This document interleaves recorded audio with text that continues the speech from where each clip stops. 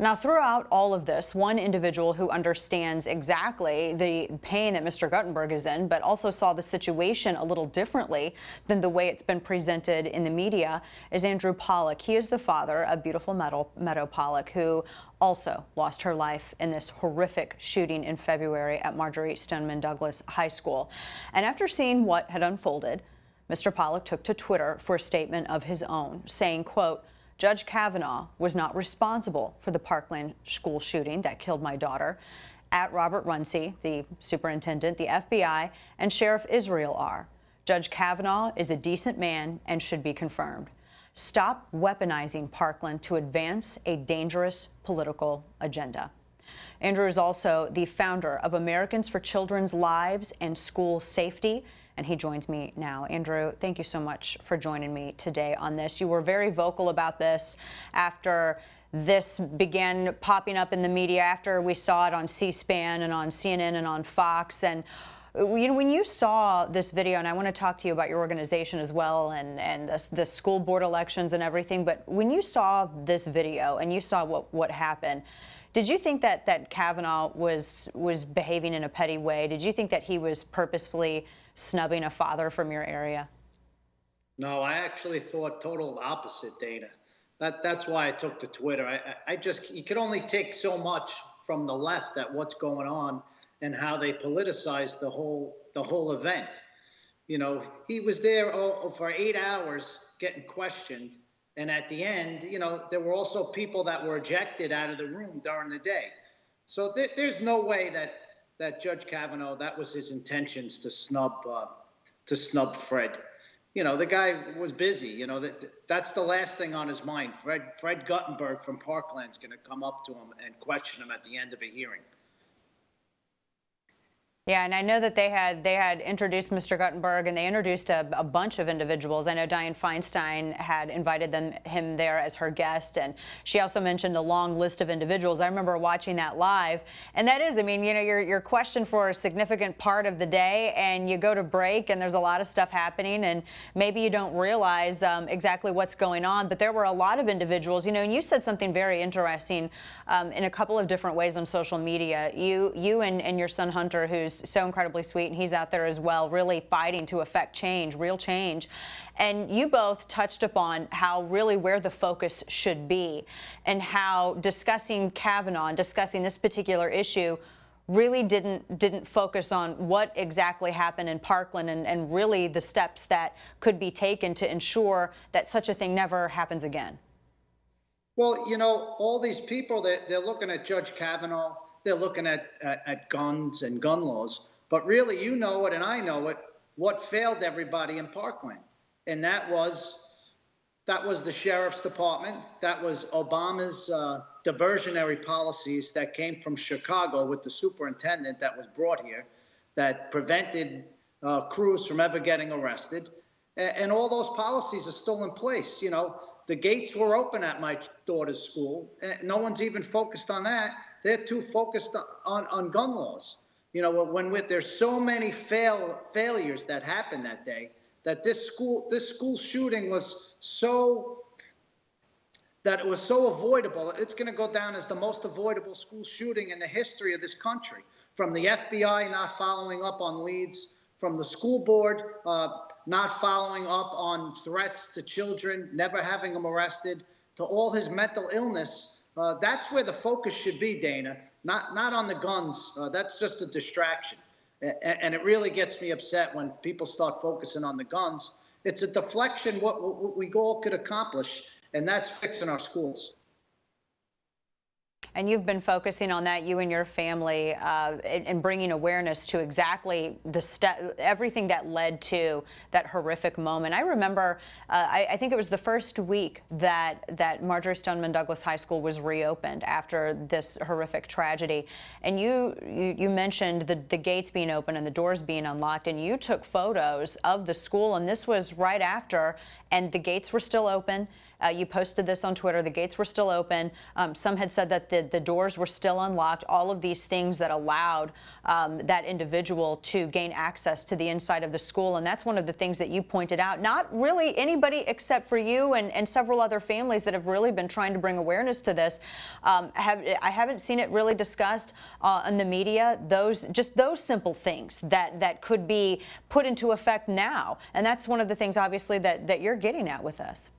You know, Dana, nothing really has changed. I was just in the city. I was in New York for Time magazine, and they did a special on parents that lost their children, from Columbine to Sandy Hook to an incident in Chicago.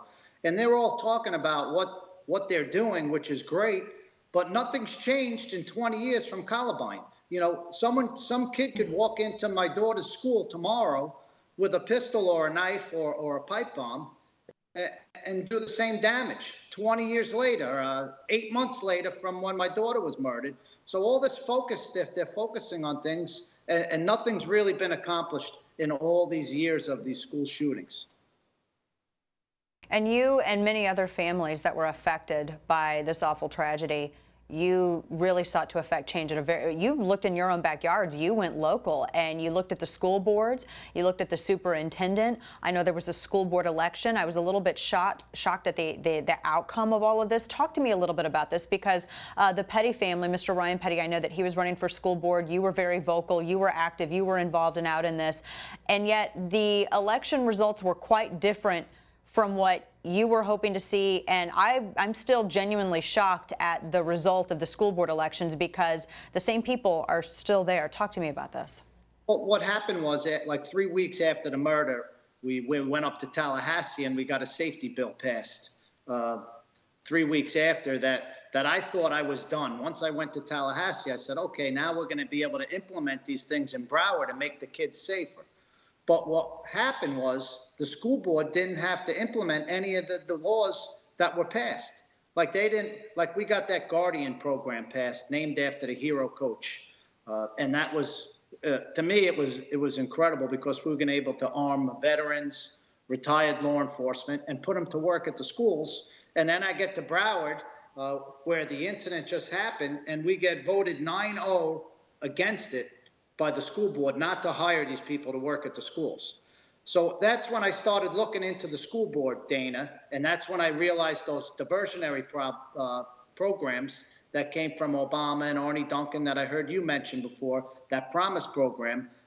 So what we did, we put some candidates up that were going to run.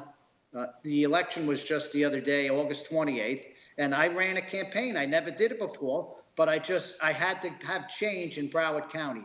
I couldn't allow these people to be in charge that led up to my daughter's death and those other 16 victims. You know, the superintendent and his rubber-stamped school board that just stamp everything he approves.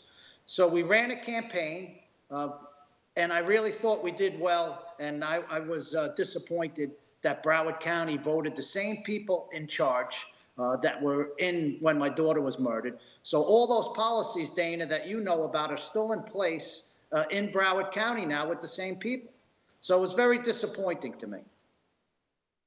Very disappointing and a bit unnerving as well, because you're doing everything that you can to change the very things that, you know, ultimately led to this horror.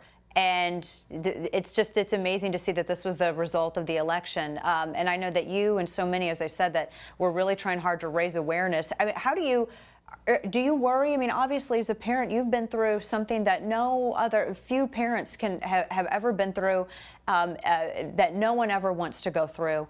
And you're trying to make sure that no other family goes through something like this. And I would imagine to see that, you know, some of these programs are still in place, that has to be quite unnerving.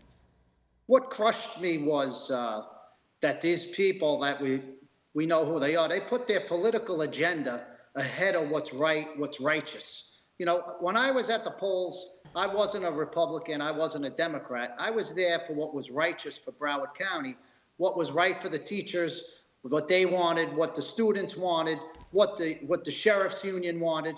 And I spoke to all the people, and it didn't turn out well for Broward. They put their political agenda in front of what was right. And to me, I think Broward is really hopeless. If we couldn't win that campaign, that school board seat after 17 murders in our county, I really don't have much hope for Broward County. What are the next steps for you? Because I know that you're not giving up in terms of raising awareness. And what can other individuals do to help you in this effort? Well, really, through AmericansForClass.org, I'm trying to educate parents to get more involved.